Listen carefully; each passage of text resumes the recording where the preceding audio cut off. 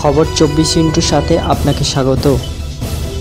নতুন নতুন খবর জানার জন্য আমাদের চ্যানেলে চোখ রাখুন। তিলোত্তমা ধর্ষণ খুন মামলায় বড় মোড়, সিবিআইয়ে অনাস্থা, নতুন করে তদন্ত চেয়ে মামলা দায়ের হলো হাইকোর্টে।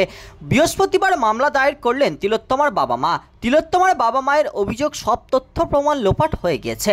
তাদের বক্তব্য, যে গতিতে আর যে পথে তদন্ত চলছে তাতে আর তাদের আস্থা নেই। ট্রায়াল শুরু হয়ে গিয়েছে, সাক্ষ্য গ্রহণ শুরু হয়ে গিয়েছে।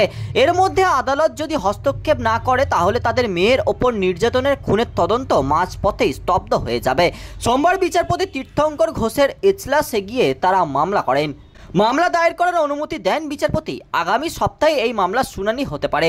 প্রথম থেকেই মামলায় সিবিআই তদন্তের আর্জি জানিয়ে এসেছিলেন তিলোত্তমার বাবা মা। কলকাতা হাইকোর্টে সিবিআই তদন্তের নির্দেশ দেয়। সিবিআই যখন তদন্তের ভার হাতে নেয় তখন স্বতঃপ্রণোদিতভাবে সুপ্রিম কোর্ট এই মামলা গ্রহণ করে।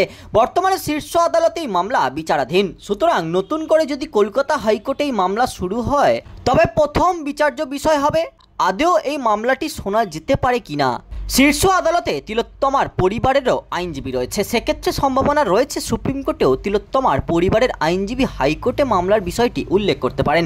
ঘটনার কয়েকদিনের মধ্যে সিবিআই এই তদন্তভার হাতে নেয়। কয়েক মাস হয়েছে সিবিআই তদন্ত করছে, কিন্তু এর মধ্যেই সিবিআই তদন্তের বিভিন্ন দিক থেকে গাফিলতি নিয়ে প্রশ্ন উঠতে শুরু করেছে।